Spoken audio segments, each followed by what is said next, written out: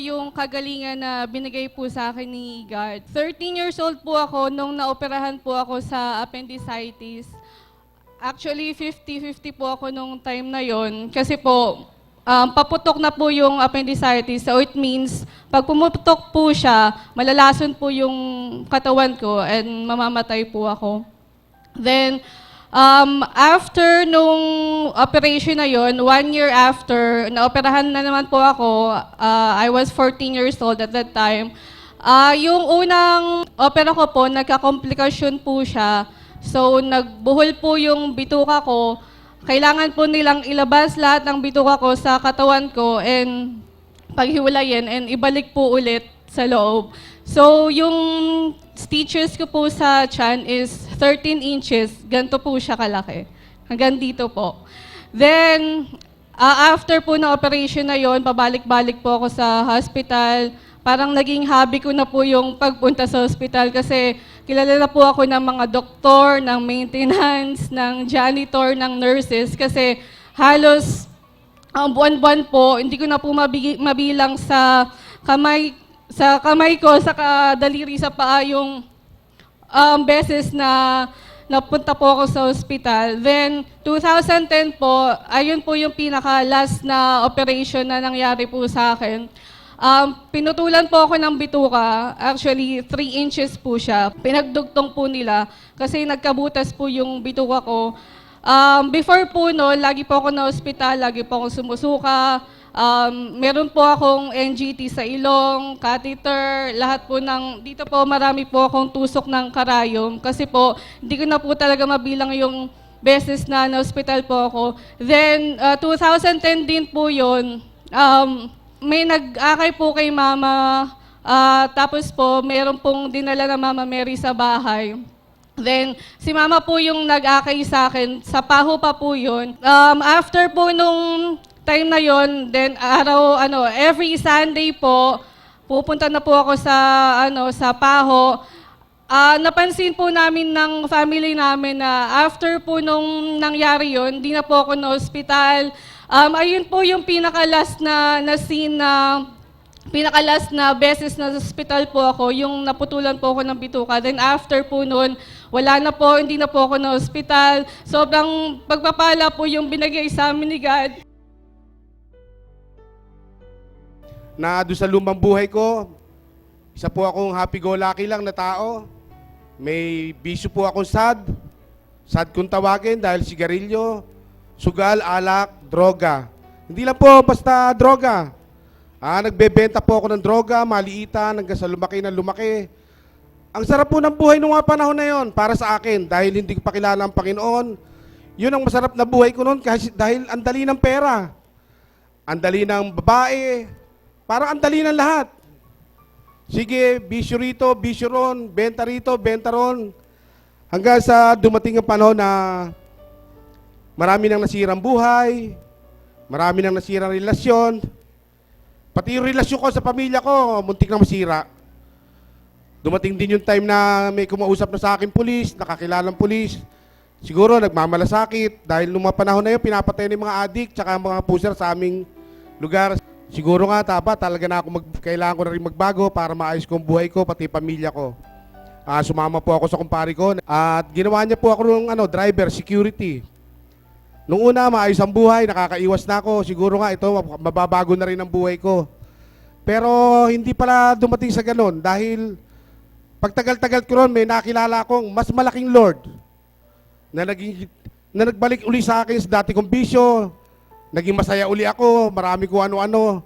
Pero pinipilit ko pa rin magbago dahil naapektuhan na pati pamilya ko, pati relasyon ko sa kumpare ko. Ang hirap pala magbago para sa sarili lamang. Kaya minsan, isang umaga, pagising ko, hindi ko na maikilos ang isang kalahati ng katawan ko, na-stroke na pala ako. Linapitan ako ng kumari ko na nagdadialysis nung panahon na yon at hanggang sa ngayon. Sabi niya, pare, pumunta ka sa bahay, may darating na manggagamot doon. Ba, okay ka ako yan ah. Kung mga may darating na manggagamot doon, sinama ko pa yung hipag ko na naka-schedule lang operahan sa matris dahil may malaking bukol. Pumunta kami ron, maraming tao. May isang babae ron na medyo may edad lang na nagpapahayag ng salita ng Diyos. Bagamat hindi ko pa masyadong naiintindihan yung sinasabi nila, nakikinig lang ako, pero may nararamdaman ako nung mga panahon na yon. Kaya nung matapos ang gawain, nag-pray over, ito pala sinasabi nilang magagamot. Bagamat hindi pa ako talagang naniniwala nung mga panahon na yon, sige lang, dahil parang may nararamdaman nga ako na isipan ko pang bulungan ang aking hipag, kunin mo yung Mama Mary, dali natin sa looban natin sa bahay mo dahil magkatabi lang naman tayo ng bahay. Napakiusapan namin dahil wala namang schedule. Napunta po sa amin ang Mama Mary. Tumagal na 1 linggo, nagkaroon ulit ng mga ganon, pray over. At inalis na naman si Mama Mary. Hindi ko napansin. Parang nagagalak pala ako, natutuwa ako. Sumunod ako na sumunod, kung saan punta. Sama ako na sama, pati yung hipag ko. Tapos nung dumating schedule ng hipag ko para operahan na, doon, natuwa po kaming lahat. Dahil nung tingnan ng doktor yung hipag ko, hindi na makita halos yung bukol. Hindi ka na kailangang operahan. Wala ka ng bukol. Kaya, siguro yun ang naging daan. Sumunod ako na sumunod sa Mama Mary. Yun ang pinagpupuri ko po at pinagpapasalamat sa Panginoon dahil hindi ko po namalayan talaga. Hindi ko namalayan sa pagsunod-sunod ko. Sa pagpupumilit kong makasunod sa Panginoon, binago niya po ang buhay ko.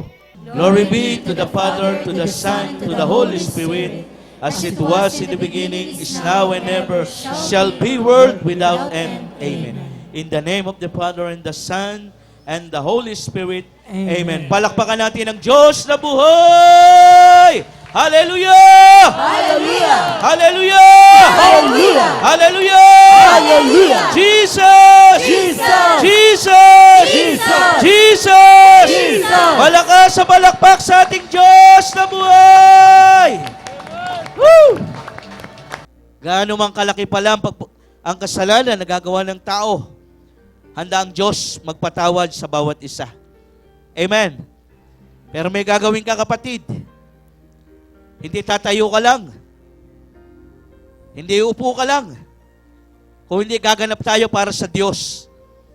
At ang gaganapin natin, yung taos sa puso natin na pagsisisi at pagtalikod sa kasalanan. Yun ang magiging susi para mapatawad tayo ng Panginoon sa ating mga kasalanan. Amen. Palakpakan natin ang Diyos na buhay. Ngayon po yung ating magiging topic. Sabi nga, sinimulan na kanina ng Panginoon kung gaano siya katapat sa tao. Kaya ang topic natin ngayon, yung faithfulness. Yung dakilang katapatan ng Diyos sa atin. At kung ano dapat isukli natin katapatan para sa Diyos. Tapat ba ang Diyos? Tapat ba ang Diyos mangako? Yes, tapat ang Diyos sa atin. Sa lahat ng bagay, tapat ang Diyos. Kahit na ang tao, hindi tapat sa Kanya, pero ang Diyos nananatili pa rin tapat sa tao. Sa papaanong paraan? Sa Kanyang pagmamahal, sa Kanyang pangako sa bawat isa sa atin. Pakibasa yung Deuteronomy 7, verse 9. Ito po ang sinasabi.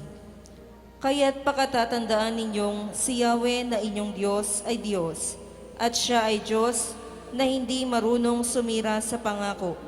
Tapat siya sa lahat ng umiibig sa Kanya at sumusunod sa Kanyang mga tuntunin. Ipinadarama niya ang Kanyang pagmamahal hanggang sa 1,000 salinlahi, ang salita ng Diyos. Salamat sa Diyos! Tapat ang Diyos sa atin. Tayo lang tao ang nasisira. Amen. Hello. Ang tao, mangangako ngayon. Bukas iba na. May dahilan na. Marami ng dahilan para hindi makasunod sa Diyos. Pero ang Diyos, kung ano siya noon, siya pa rin ang Diyos hanggang ngayon. At magiging Diyos hanggang panahon. Ganun siya katapat. Dahil kapag siya ang nagsalita at nangako, tinutupad niya yun. Sabi nga doon sa binasa sa Deuteronomio, mula 1,000 lahi, tutuparin niya ang pangako niya. Dahil siya ang Diyos na hindi marunong sumira sa lahat ng ipinangako niya. Palakpakan natin ang Diyos na buhay. Sabi nga, tapat ang Diyos. Saan? Sa pagmamahal. Tapat ang Diyos sa pagtulong. Tapat ang Diyos sa pagpapatawad. Tapat ang Diyos sa pagliligtas. Pero bakit ang tao? Kung tapat ang Diyos, bakit ang tao naghihirap? Bakit ang tao nasasawi? Bakit ang tao nabibigo?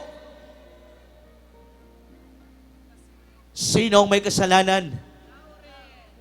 Ang Diyos ba? Tayo. Bakit? Kasi tayo sumisira sa pangako. Kanino? Sa Diyos. Pag nakakaramdam tayo ng iba't ibang pagsubok sa buhay, pag nakakaramdam tayo ng gulo sa buhay, pag nakakaramdam tayo ng paghihirap at gutom sa buhay, nawawala yung pangako natin sa Diyos. Nakakalimutan natin ng pinangakuan natin at ang nangako sa atin ay ang Diyos na may-ari ng ating buhay. Diyos na mayaman. Diyos na hari na kung saan lahat dito sa mundong ito pagmamay-ari ng ating Panginoon. Amen. Hello. Ang tao kaya lang nagkaroon ng pagmamay-ari dahil lang sa papel. Pero ang totoo, ang nagmay-ari lahat ng bagay rito, maging ang nasa iyong pagmay-ari ay ang Diyos na buhay. Binigay yan libre sa atin lahat, pero binenta ng tao. Amen. Hello. Ganyan ang tao. Pagkatanggap, gusto na siya lang. Kaya minsan ang talong ng tao sa kanyang kapwa, saan ka pupunta? Doon lang. Ano gagawin mo? Magkakapera ba dyan? Pag magkakapera, sama ako. Pero pag magagastos, ikaw na lang. Hello? Ganyan ang tao. Gusto niya, pag may gagawin siya, may bubunga kagad. Gusto niya, pag merong hirap na gagawin siya, bayaran kagad siya. Amen. Ganyan ang tao. Pero hindi natin alam, once na ikaw pala, sumunod sa Panginoon, gumanap sa kanyang kalooban, hintayin mo lang, kapatid. Darating sa iyo kung ano yung kaloob ng Diyos. Hindi lang yung bayad, kung hindi yung bonus pa na ibibigay sa iyo ng ating Panginoon. Amen. Palakpakan natin ang Diyos sa buhay. Gusto ng tao, bayad kagad. Gusto niyo ba bayad? Gusto niyo bayad? Gayon din. Pwede. Pero tanongin mo naman tao, gusto mo naman mamatay? Ayoko pa, Brad. Ba't gusto mo na ng bayad? Ang bayad natin dito, 1 denaryo. Isang buhay na walang hanggan. Amen? Kaya habang naglilingkod ka sa Diyos, habang patuloy ka nagpapagamit sa Kanya, ang hingin mo lang sa Kanya, Lord, bonus lang. Huwag po munang bayad. Amen? Bakit? Kasi pag binigay sa iyo yung bayad, wala ka na rito. Nasaan ka na? Nandun sa kaharian ng Panginoon, kasama mo ang Diyos na buhay. Amen. Palakpakan natin ang Diyos na buhay.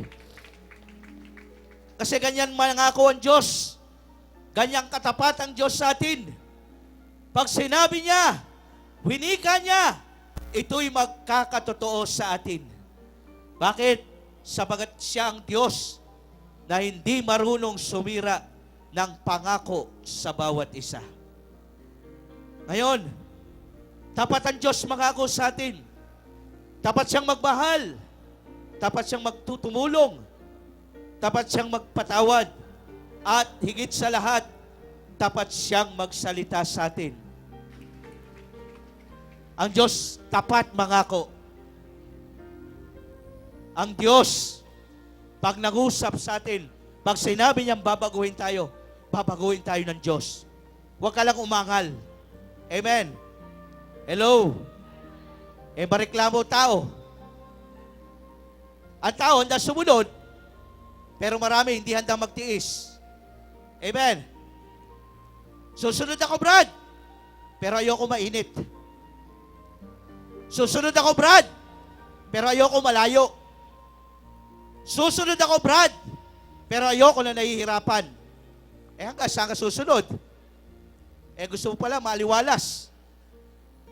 Pagsunod sa Panginoon, tandaan natin, dadaan tayo sa proseso na kung saan dinaanan ng ating Panginoong Hesus. Amen. Mas marami sa iyo magagalit pag ikaw ay gumagawa ng mabuti. Sino yung magagalit? Sanlibutan. Amen. Hello. Bakit magagalit sa iyo sanlibutan? Kasi kukunin mo siya. Sanlibutan, kasangga ng ano po? Kasangga ni Satanas. Sabi nga ng Panginoon, ano sabi ni San Pablo rin? Pag inibig nyo sanlibutan, kaway nyo Diyos. Pag ibigin nyo Diyos, kaway nyo sanlibutan. Amen. Kaya pag sumunod ka sa Diyos, magugulat ka, maiiyak ka. Brad, bakit kung kailan nagpapakabuti ko, marami sa akin ngayon ang nagbibintang. Amen. Ano yung napakaganda sinabi ng Diyos sa atin? Pagdating ng oras na ikaw ay sumusunod, tandaan mo, ang sabi ng Panginoon, huwag ka lang kumibo. Nasa inyo ang pagpapatawad. Nasa akin ang paghihiganti. Isa lang ang gagawin ng tao. Pag pinagbibintangan ka ng hindi totoo, huwag kang kumibo. At ang Diyos ang bahala sa taong nagbibintang sa iyo. Amen. Kaya lang, baka kayo naman nagagalit. Dahil totoo yung sinasabi. Amen. Tandaan natin, sabi nga kanina ni Father, dito sa lupa, kahit mapawalang sala ka man sa pamamagitan ng karunungan ng tao. Marami rito, ha? Gagamit na marurunong na tao. Kahit alam nilang totoo yung ginagawang kasalanan para lang mapawalang sala sa kanyang kapwa. Pero hindi nila alam. Dito lang sa lupa yon, pangsamantala. Pero pagdating sa kaharian ng Diyos, anumang kasalanan natin na sinabi nyo rito sa lupa na pinawalang sala kayo sa pamamagitan ng iba't ibang kasinungalingan, doon po, kapatid, pagbabayaran natin ang kasalanang ginawa natin at hindi natin inamin sa Diyos. Amen. Palakpakan natin ang Diyos na buhay. Sa 1 Corinthians chapter 10, verse 13. Ito po ang sinasabi. Wala pang pagsubok na dumating sa inyo na hindi nararanasan ng lahat ng tao. Tapat ang Diyos at hindi niya ipahihintulot na kayo'y subukin ng higit sa inyong makakaya. Sa halip pagdating ng pagsubok, bibigyan niya kayo ng lakas upang mapagtagumpayan niyo. Salamat sa Diyos. Palakpakan natin ang Diyos na buhay. Ayan, kung dumarating man sa atin ang napakabigat na pagsubok, ano sabi ni San Pablo? Sabi niya, mabigat na pagsubok, mas malaking katagumpayan ang ibibigay sa atin ng Diyos na buhay. Amen! Gusto niyo magtagumpay? Huwag kayong huminto. Ang tao, susunod lang yan. Pero pagka nakaramdam ng pagsubok, ayaw na. Alam niyo ba, pagsubok? Hindi lang kahirapan. Hindi lang ho kasakitan. At hindi rin ho kaguluhan. May isang klase ng pagsubok na minsan naloloko ang tao ni Satanas. Ano yon? Pagpapala. Amen. Sabi ng iba, Brad, nagbibigay ba si Satanas? Mas madalas kung ang tao alam niyang maloloko niya. Kaya minsan maging wise tayo. Ano sabi ng Panginoon? Maging matalino ka, tulad ng ahas. Maging tapat ka, tulad ng kalapati. Amen. Baka yung biyaya nasa iyo, hindi galing sa kanya, sa kabila. Paano bang malalaman, Brad? Tingnan ninyo. Kapag ang pagpapala galing sa kabila, sa masama, ang nagiging bunga nito, nawawala ang oras mo para sa Diyos. Amen. Tuwan-tuwa ka. O pera ka sa talas. Bibigyan kita ng magandang hanap buhay. Magtitinda ka. Mabili ang tinda mo. At pakikita ko sa iyo yung araw na sinasabi ng Diyos mo, araw ng linggo, kikita ka triple. Yan. Ikaw naman, tuwan-tuwa. Ano gagawin mo? Lord, pasensya ka na. Binigay mo yung hanap buhay na ito. Magtitinda ako, kailangan umunlad ako. Amen. Kaya naman, nananalangin ka. Alam mo, pag tayo nagsisharing, pag tayo nagsasalita, hindi lang ang Diyos na nakakarinig. Maging ang masamang espiritu, naririnig ko ano sinasabi natin. Amen. Pag sabi niya, ay, kailangan pala nun ng hanap buhay. Kailangan pala nun ng pera. Sabi ni Satanas, padadalang kita, daming pera. Pero titiyakin ko sa iyo, mawawala ka sa landas ng Diyos. Amen. Yan ang nangyayari. Pag tumanggap ng maraming pagpapala, ano magiging pagpupuri? Lord, sorry, next time na lang. Aayusin ko muna itong hanap buhay na galing sa iyo. Ano sabi ni Lord? Hindi galing sa akin yan. Kapag ako ang nagbigay, walang kasamang kabalisahan. Kapag ako nagbigay, tandaan mo, hindi ka mauubusan sapagkat ang pagbibigay ko sa iyo ay hindi kayamanan lang dito sa lupa, kung hindi kayamanan higit sa lahat doon sa aking kaharian. Amen. Palakpakan po natin ang Diyos na buhay.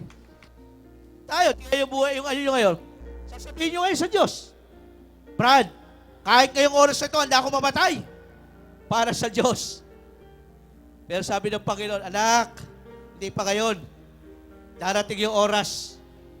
Gusto ko ipakita mo sa akin, totoo yung sinasabi mo. Amen.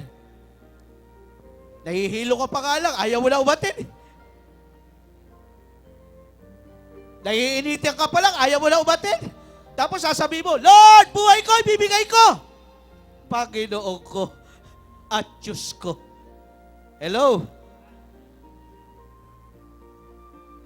Kaya pagdating ng buhay, sabi nga po ni San Pablo sa 2 Corinthians chapter 15 verse 26, ang huling-huling kaaway ng tao na labanan ay ang kamatayan. Amen. Kaya alam niyo ang tao nasa bingit ng kamatayan, lalo pag nagbabantay kayo, paano niyo binabantayan? Ako nung araw, di ko alam ito eh. Pag nagbabantay ako, ay tinitignan ko. Ano titignan mo? Titignan ko, kumihinga pa. Ihalapit ko yung bunganga ko rito, may hininga pa. Titignan ko yung pulso, tumitibok pa. Hindi pala ganoon.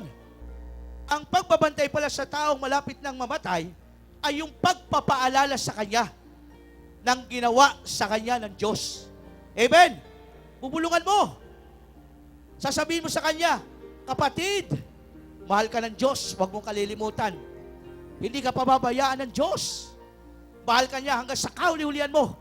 Basta't laging iisip mo, ilalagay mo sa isip mo, mahal mo ang Diyos.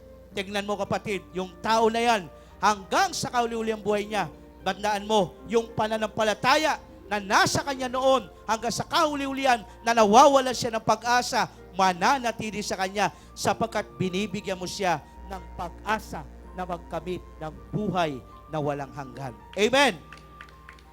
Kaya kapatid, sabi nga sa kahuli-hulihan, huwag tayong magsasalita ng tapos.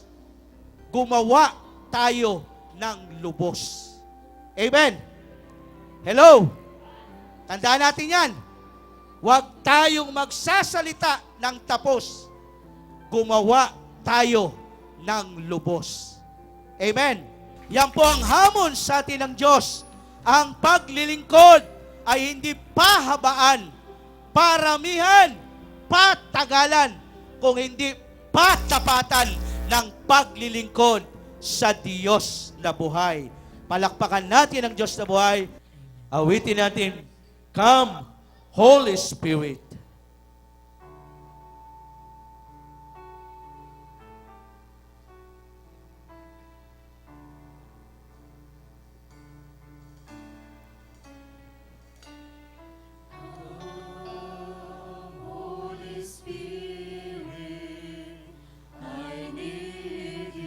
Come, Holy Spirit, I pray.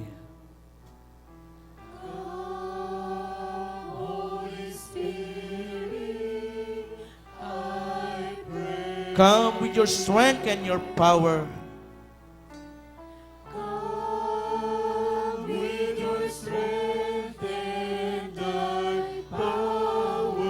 Come with your own special way.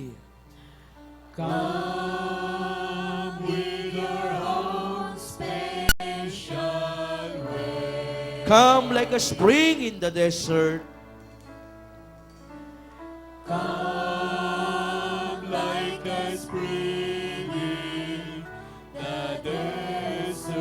Come to the really of souls.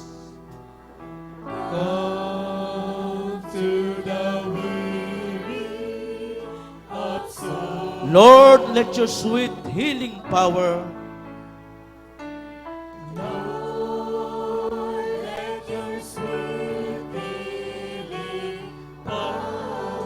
touch me and make me own.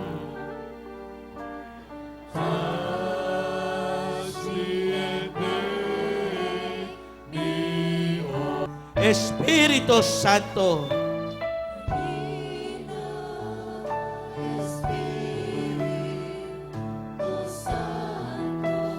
kinakailangan kita.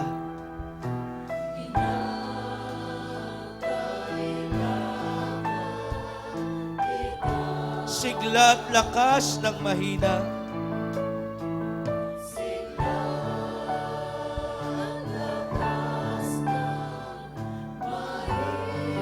Pag-asa ka naming lahat.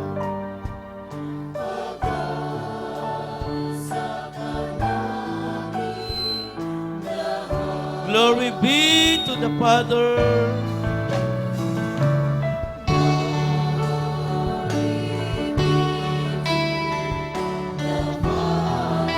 Glory be to the Son.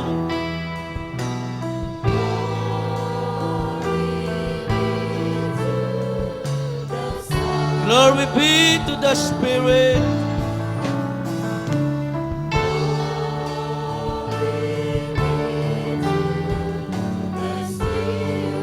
Now and forever.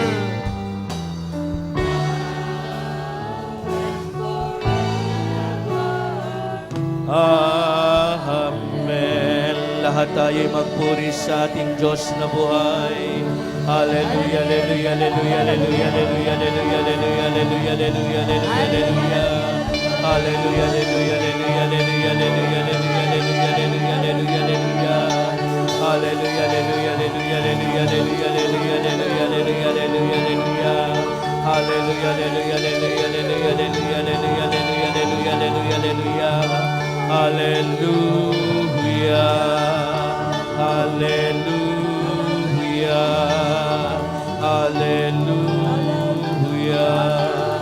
Glory to God. Glory, glory to Jesus. Glory, glory to the Holy Spirit. Hallelujah, hallelujah, hallelujah.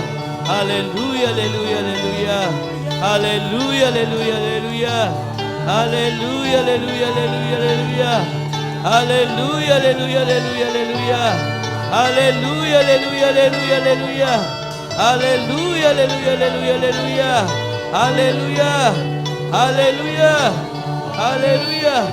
Hallelujah. Hallelujah.